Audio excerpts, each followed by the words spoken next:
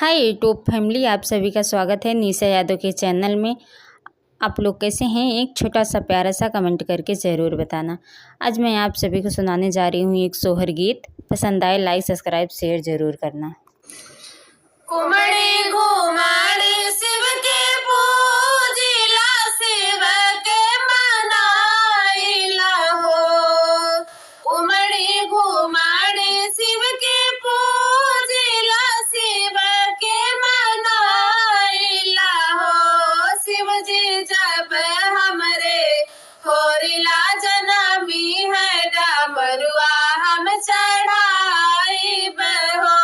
शिव जी जब हमरे होरिला जनमी है, डमरुआ हम चढ़ाइब हो। उमड़ी घुमाड़ी शिव के पूजिला, शिव के मनाइला हो।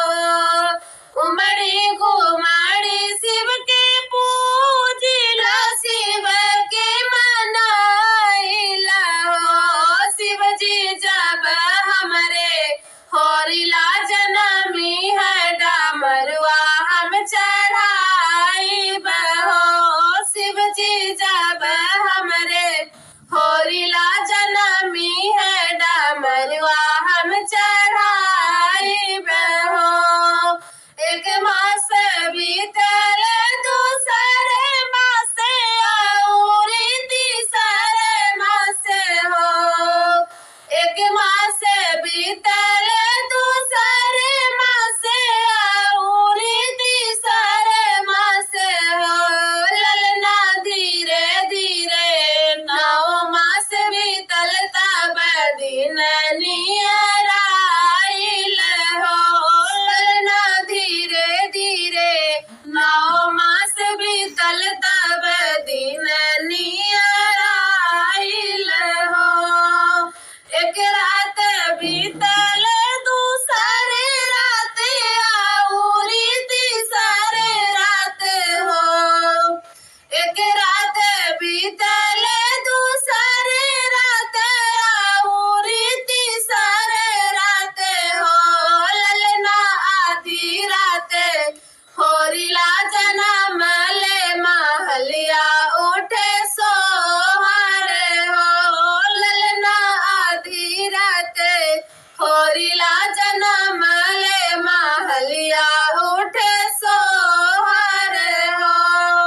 घरवा से निकली है बहुआ, त सासू से राज करे हो।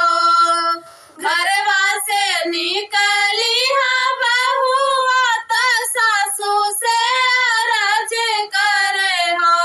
सासू जब रहला बाबू के रहनिया,